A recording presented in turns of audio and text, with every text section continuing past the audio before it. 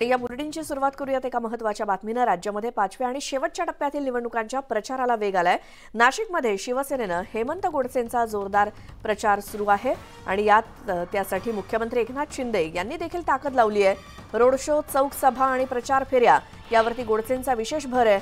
मुख्यमंत्री एकनाथ शिंदे या आठवड्याभरात तिसऱ्यांदा नाशिकचा दौरा करतायत। मुख्यमंत्री शिंदेंच्या सकाळी शहरातील सिटी सेंटर मॉल इथून सिडको भागामध्ये रोड शो निघणार आहे हेमंत गोडसे यांच्या प्रचारासाठी। अधिक माहितीसाठी जाऊयात, आमचे प्रतिनिधी लक्ष्मण घाटोळ नाशिकमधून आपल्या सोबत आहेत। लक्ष्मण, आज प्रचारासाठीचं काय काय नियोजन आहे, कुणाकुणाचं?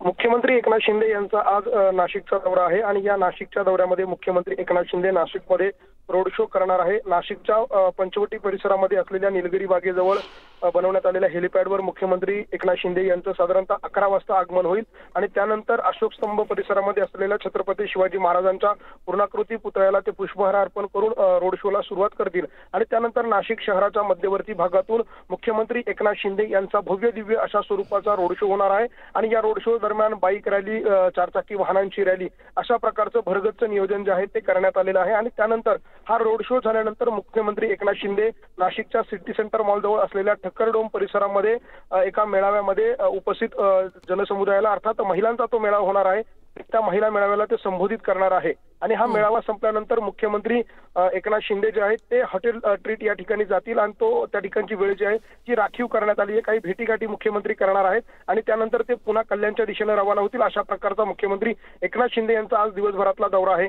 नाशिक लोकसभेचा जर विचार केला श्वेता, तर नाशिकमध्ये राजाभाऊ वाजे जे महाविकास आघाडीचे उमेदवार आहे त्यांच्यामध्ये आणि महायुतीचे उमेदवार असलेले हेमंत गोडसे जे आहेत त्यांच्यामध्ये जोरदार रस्सीखेच सुरू आहे। नाशिकची जागा प्रचंड अटीतटीची आहे आणि या सगळ्यामुळे आता मुख्यमंत्र्यांकडून देखील अशी ताकद जी आहे ती लावली जाते। अगदी बरोबर आहे लक्ष्मण, आणि या सगळ्या रोड शो, प्रचार सभा किंवा रॅली या सगळ्याकडे तुम्ही लक्ष ठेवून राहाच। तुर्तास धन्यवाद या दिलेल्या माहितीसाठी। देशासह राज्यभरात पहिल्या 4 टप्प्यातील मतदान पार पडलं असून 5व्या टप्प्यातील मतदान 20 मे रोजी होणार आहे। या 5व्या टप्प्यामध्ये जिल्ह्यातील नाशिक आणि दिंडोरी लोकसभेसाठी मतदान होईल। त्या पार्श्वभूमीवर उपमुख्यमंत्री देवेंद्र फडणवीस आणि शरद पवारांची मनमाडमध्ये सभा पार पडणार आहे। महायुती आणि महाविकास आघाडीच्या उमेदवारांसाठी हे दिग्गज मैदानात उतरलेत। फडणवीस आणि पवार काय बोलणार याकडे सर्वांचं लक्ष लागलंय।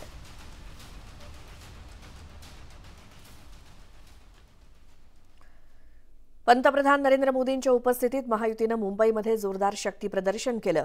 मोदींच्या उपस्थितीत घाटकोपर परिसरात भव्य रोड शो पार पडला आणि या रोड शोमध्ये हजारो नागरिक सहभागी झाले होते। त्यासोबत तरुणाईसह पारंपरिक वेशभूषा परिधान करत सर्वसामान्य मुंबईकर मोदींना पाहण्यासाठी रस्त्यावरती उतरले होते।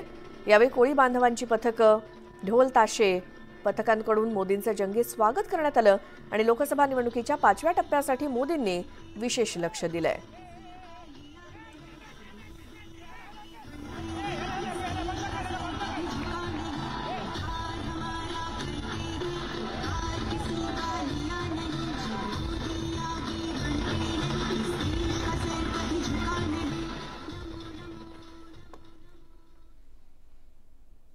आणि आता याच संदर्भातली एक सविस्तर बातमी, ती म्हणजे पंतप्रधान नरेंद्र मोदींच्या भव्य रोड शोच्या वेळी मुंबईच्या घाटकोपर भागामध्ये प्रचंड गर्दी होती, पण विरोधकांनी हा रोड शो घाटकोपर होर्डिंग दुर्घटनेशी जोडत राजकीय कोंडी करण्याचा प्रयत्न केला आणि त्यामुळे मोदींच्या रॅलीवरून महायुती विरुद्ध महाविकास आघाडीत जुंपल्याचं दिसतंय। मोदींचा रोड शो, मवियाचा टीकेचा फ्लो, घाटकोपरमध्ये मगरीचे अश्रू ढाळणार, संजय राऊतांचा रोड शो वरून चिमटा, दुर्घटनेचं राजकारण नको, भाजपचा पलटवार। लोकसभा निवडणुकीच्या 5व्या टप्प्यावर लक्ष केंद्रित करत पंतप्रधान नरेंद्र मोदी यांनी मुंबईत भव्य रोड शो केला। मुंबईच्या घाटकोपर परिसरात हा रोड शो झाला, पण विरोधकांनी मात्र या रोड शोला थेट घाटकोपर होर्डिंग दुर्घटनेशी जोडत भाजप आणि महायुतीवर टीका केल्याचं बघायला मिळालं। हे करतानाच संजय राऊतांनी घाटकोपर दुर्घटनेत 18 जणांचा बळी गेल्याचा दावा करत मोदींच्या रोड शोवर निशाणा साधला। आताही घाटकोपरला 18 लोकांचे मृतदेह सापडले बरं का।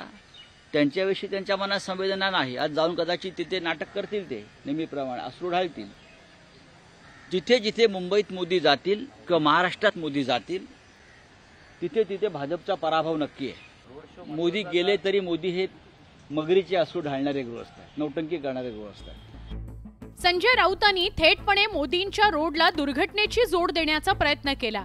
त्यामुळे राऊतांच्या या टीकेवर भाजप नेते गिरीश महाजनांनी थेट पलटवार केल्याचं दिसलं। तुम्ही प्रचार बंद करणार आहात का? तुम्ही तुमची बडबड बंद करणार आहात का? जर सकाळी पोपटपंची मला ते सांगावं। तुम्ही प्रचार बंद करणार आहात का मुंबईतला? म्हणजे काहीतरी कारण सांगायची। निश्चित त्या बाबतीमध्ये झालेली घटना अतिशय दुर्दैवी आहे। पंतप्रधानांनी त्या बाबतीमध्ये ट्विट केलेलं आहे, त्यांनी शोक संवेदना पोहोचलेल्या आहेत। माननीय मुख्यमंत्री उपमुख्यमंत्री त्या ठिकाणी घटनास्थळी तात्काळ गेलेले आहेत। अतिशय वाईट घटना झाली, याबद्दल दुमतच नाही। पण राजकारणाशी त्याचं काहीतरी जोडायचं मला वाटतं हे काही योग्य नाही। एकंदरीतच मोदींच्या रोड शो मुळे संपूर्ण मुंबई शहर मोदीमय झाल्याचं दिसून आलं। पण विरोधकांनी मात्र याच रोड शोच्या 2 दिवस आधी घडलेल्या होर्डिंग दुर्घटनेचा धागा पकडत टीकेचा प्रयत्न केला। त्यामुळे मुंबईकर मतदार मतदानातून या रोड शोला कसा प्रतिसाद देतात हे बघणं महत्त्वाचं ठरणार आहे। Bureau report, news 18 Lokmat. कर्नाटकमध्ये काँग्रेस वोट जिहादचं राजकारण करत असल्याचा हल्लाबोल पंतप्रधान मोदींनी केला आणि कल्याणमध्ये डॉक्टर श्रीकांत शिंदे आणि कपिल पाटील यांच्या प्रचारार्थ पंतप्रधान मोदींची सभा झाली। यावेळी त्यांनी काँग्रेसचा उद्धव ठाकरेंवरती जोरदार हल्लाबोल केला। दरम्यान काँग्रेसच्या युवराजानं वीर सावरकर आणि छत्रपती शिवाजी महाराजांचा अपमान केल्याची टीका त्यांनी केली। पाहूयात। इंडिया गाड़ी और कांग्रेस के शाहजादे तुष्टीकरण का वही पुराना खेल खेल रहे हैं। इन लोगों की नजर अब SC, ST, OBC के आरक्षण पर है और उन्होंने प्रयोग शुरू कर दिया है। कर्नाटका ये उनकी लेबोरेटरी बनाई है। कर्नाटका में उन्होंने क्या किया? सरकार में आने के बाद रातों रात कर्नाटका में जितने मुसलमान थे रातों रात एक हुक्म निकाला कि सारे मुसलमान OBC है। रातों रात सब मुसलमान को OBC बना दिया और OBC का आरक्षण का जो कोटा था उसकी बहुत बड़ी लूट उन्होंने उनको दे दी, टुकड़े कर दिए। और आरक्षण की यही लूट कांग्रेस पार्टी पूरे देश में करना चाहती है। कांग्रेस के शाहजादे ने मंच पर कैसे छत्रपति शिवाजी महाराज का तिरस्कार किया था। पूरे महाराष्ट्र को वो तस्वीरें देख करके गुस्सा आया, लेकिन नकली शिवसेना ने मुंह पर ताला लगा दिया, आंख पर पट्टी बांध ली। कांग्रेस के शहजादे महाराष्ट्र की धरती पर वीर सावरकर का भी अपमान करते हैं, लेकिन नकली शिवसेना की हिम्मत नहीं पड़ती कि उन्हें ललकारे। और मैं चुनौती देता हूं, ये इंडिया गाड़ी वाले यहां बैठे हैं ना, वो शाहजादे के मुंह से 5 वाक्य वीर सावरकर के पक्ष में बुलवा करके दे दे।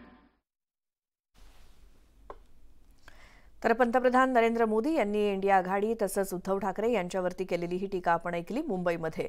आता नाशिकमधून उद्धव ठाकरेंनी भाजपवरती सडकून टीका केली। मी पुन्हा येईनच्या मुद्द्यावरून फडणवीसांवरती बोचरी टीका केली। देशभक्तच तुमची हुकुमशाही गाडून टाकणार आहेत अशी टीका त्यांनी केली। तर निवडणुकीच्या निकालानंतर 5 जूनला भाजप फुटेल असाही दावा ठाकरेंनी नाशिकमध्ये केला। हे पावटे आपल्या शिवसेनेला नकली शिवसेना म्हणतात, ते शिवसेनेला जे नकली म्हणतात हे पावटे, त्यांना कुठे मोड फुटल्यात माहिती नाहीत मला। आणि इथपर्यंत मजल गेले की हिंदू हृदय सम्राटांचा मी पुत्र, तेलंगणाची निवडणूक आणि त्या तेलंगणाच्या भाषणामध्ये हे मला नकली संतान म्हणालेत। मोदीजी, मी माझं बर्थ सर्टिफिकेट तुमच्याकडे मागितलं आणि तेवढी तुमची लायकी पण नाहीये. तुम्ही कोणी ब्रह्मदेवाचे बाप नाही आहात. तुम्ही ब्रह्मदेवाचा अवतार तर बिलकुल नाही आहात. प्रफुल्ल पटेलना सांगतोय की पटेल, तुम्ही वाटेल त्याच्या डोक्यात माझ्या महाराजांचा जिरोटोप घालू नका. जरी तुम्ही प्रफुल्ल पटेल असलात तरी महाराष्ट्र तुम्हाला आपटेल. आणि कोणाच्या डोक्यावरती ठेवता तुम्ही? मोदींच्या. काय पात्रता काय त्यांची माझ्या महाराजांच्या बरोबरी करायची? कुठे आहे त्यांची जरा तरी पात्रता आहे? प्रत्येक वेळेला निवडणूक आली का मोदी बाबा तयार, मुंडवळ्या लावून मीच तिकडे पाठावरती चढणार. दुसरे आमचे आहेच, पुन्हा येईन पुन्हा येईन.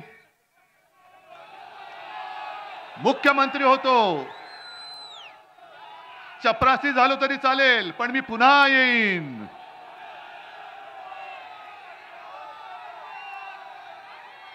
मग हे तुम्हाला पटतंय? ज्या वेळेला तुम्ही आम्हाला विचारता इंडिया आघाडीकडे चेहरे किती आहेत, दरवर्षी एक आम्ही पंतप्रधान देऊ. अहो निदान आमच्याकडे चेहरे आहेत, तुमच्याकडे तर चेहराच नाहीये. तुम्ही आता पंतप्रधान नसाल आणि 2 वर्षानंतर भाजपची हालत काय होईल ती बघा. 5 तारखेलाच अर्धा अधिक भाजपा फुटल्याशिवाय राहणार नाही. ते तर जाणारच ज्यूस.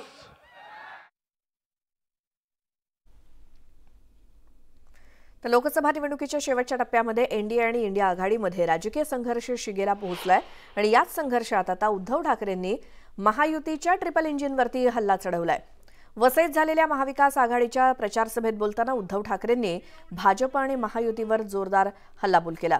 उद्धव ठाकरेंनी भाजप आणि महायुतीच्या इंजिनवरती टीकास्त्र डागल्यानंतर भाजपनं देखील पलटवार केलाय.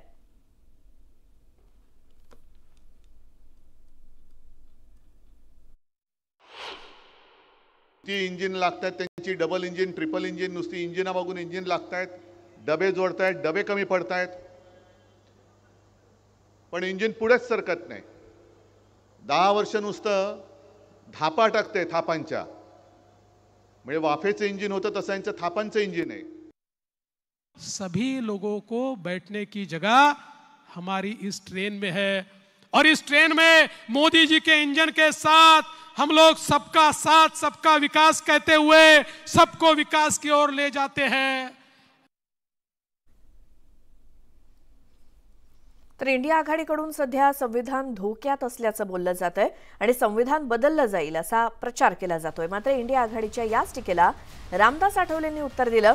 संविधान नव्हे तर इंडिया आघाडीतील पक्ष धोक्यात आहेत अशी टीका केंद्रीय मंत्री रामदास आठवलेंनी केली. तर महायुती राज्यात 40 आणि देशात 400 जागा पार करेल असा विश्वास त्यांनी व्यक्त केला. संविधान धोक्यात नाही, त्यांचे पक्ष धोक्यामध्ये आहे. एक तर काँग्रेस पक्ष आणि इंडिया आघाडीचे पक्ष धोक्यात आहे, त्यांच्यासोबत लोक राहिलेले नाही आहेत.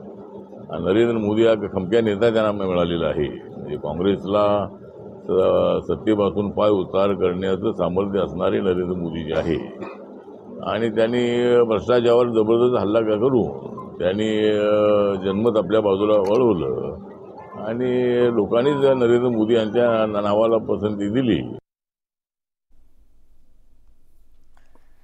पुढची बातमी पाहूयात. कपटी मित्रापेक्षा दिलदार शत्रू बरा आणि त्याच शत्रूंना मला मदत केल्याचं खळबळजनक वक्तव्य केलंय सांगली लोकसभेचे उमेदवार आणि खासदार संजय काका पाटील यांनी. त्यामुळे सांगलीच्या राजकारणात भाजपचे उमेदवार संजय काका पाटलांना मदत करणारा कोण शत्रू आहे याची चर्चा रंगली आहे. त्याचसोबत माझ्या निवडणुकीत मला मदतीचं आश्वासन देऊन अचानक पलटी मारत रंगाचा बेरंग करणाऱ्यांचा निवडणुकीनंतर हिशोब चुकता करू असं म्हणत संजय काकांनी काँग्रेसचे नेते विश्वजित कदम आणि अपक्ष उमेदवार विशाल पाटील यांना आव्हान दिले. उद्याच्या 4 तारखेला तुम्हाला कळेल की मी कुठल्या पाटलांचं काम केलंय, म्हणजे जो विजयी होईल. माझं त्यांनाही आव्हान आहे की अजून कोण माईचा लाल पैदा झालेला नाही राजकीय पुढारी की संजय पाटलाचं नशीब उलटं सुलटं करणारा, माझं भविष्य घडवणारे ही जिल्ह्यातली जनता आहे आणि त्यांनी ते घडवलंय आणि त्यांनी पाकिटाचं काम केलंय हेही त्यांनी आज तुम्हाला मी स्पष्टपणानं सांगतो. तुमच्या प्रश्नाचं उत्तर एवढंच देतो की कपटी मित्रापेक्षा दिलदार शत्रू चांगला तो वेळेला आला.